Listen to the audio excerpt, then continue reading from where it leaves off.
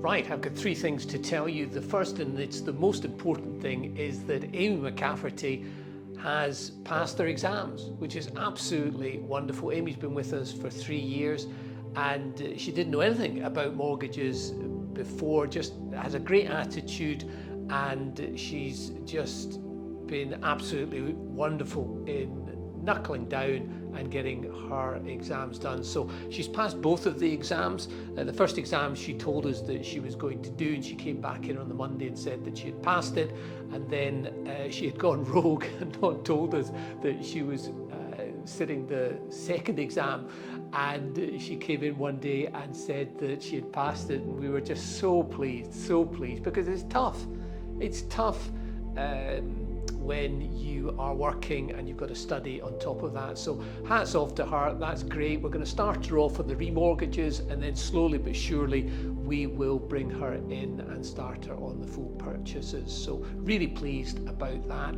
The second piece of information is that if you've been going up and down Crow Road, you will have noticed that for the best part of a year there's been a stinking great red door. We're going to get rid of the red door. I've been trying to get the thing fixed, but nobody will get it fixed. So I've just decided to go the whole hog, and we're going to get the windows and the door replaced. It's single glazing at the moment. It is absolutely Baltic in the winter, and then in the summer it's like a flipping greenhouse. So we're going double glazed, and listen, it's not cheap. We've had quotes from 27 grand down to 12 grand. We've gone with a company called Clyde Windows and Construction. They seem great at the moment to deal with. It looks as if it's probably going to be about February time, end of February, to get that all sorted out.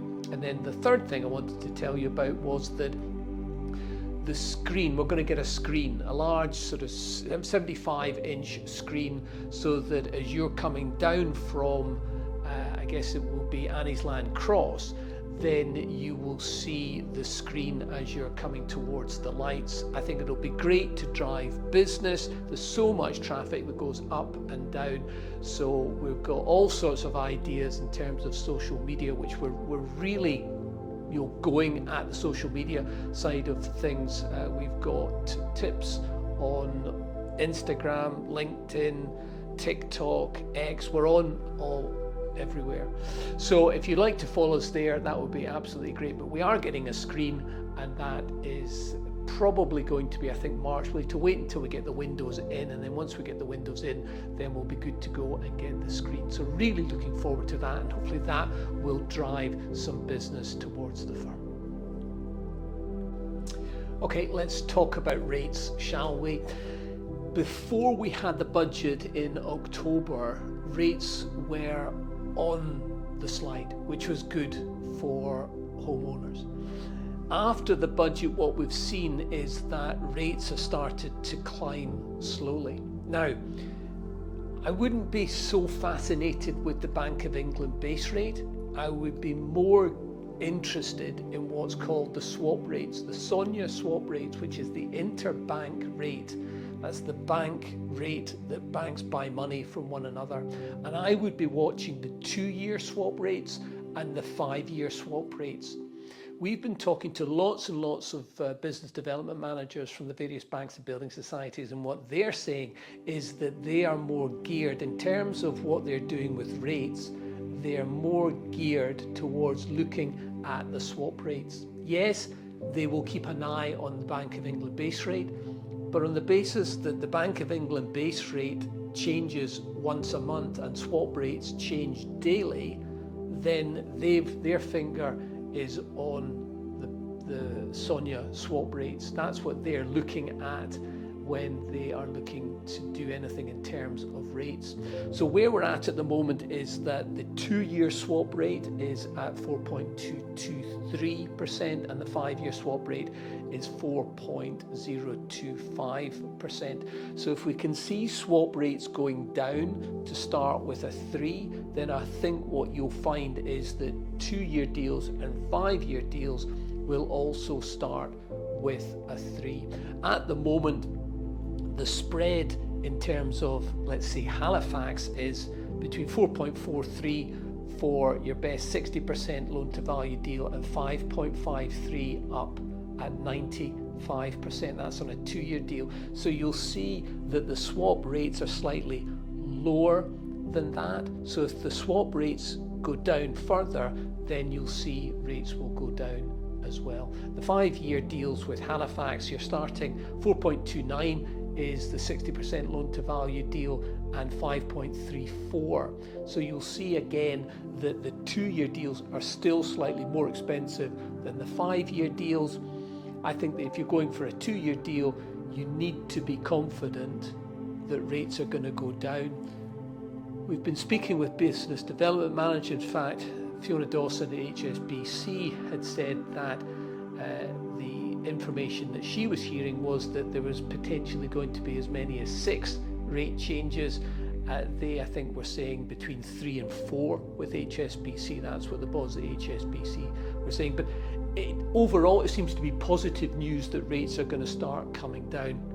If we can get the base rate at round about sort of 3.6, 3.7, then we would be hoping to see that interest rates will be starting with a 3.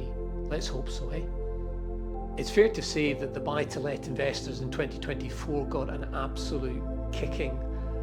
They got the tax, the ADS, going up from 6% to 8% in October. And I think really what is going to happen moving forward in 2025 is that your reluctant landlords are going to get driven out of the market. I do think that there's going to be a lot of landlords who will exit the market as they're coming out of really good 5-year deals, because they would have taken 5-year deals if there's a limited company on anywhere between 2 and 3%, and they're coming out to a landscape of anywhere between 5 and 6%. So I think that there will be a fair amount of movement. What I also think is going to be on top of people's minds is that I think a lot of landlords will look to try and buy portfolios.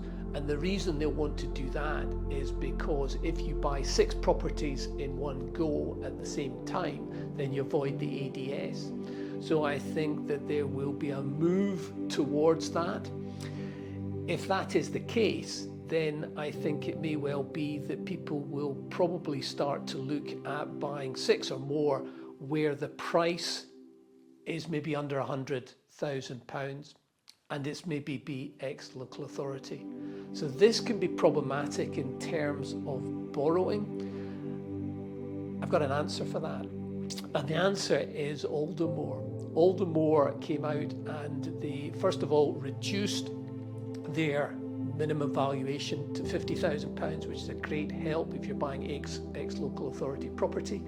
And also what they did was that they decided that in order for you to get a mortgage, they weren't concerned about the saleability of the property, which is a problem if it's ex-local authority. They were more concerned about rentability. So as long as you've got rentability, then they don't have a problem. And I think that that's a game changer in terms of buy-to-let ex-local authority. Moving forward, I think there will be more people certainly who will be going out of individual buy-to-lets and setting up the limited company. Not a great problem in doing that, but I certainly think from a tax perspective, people will think about doing that. And then finally, good piece of news, and I can't really tell you who the lender is, but it's a big major buy-to-let lender who is in the individual space, who by all accounts Q2 is going to go into the limited company. Hopefully next time round when we're doing this, we'll be able to tell you who that is.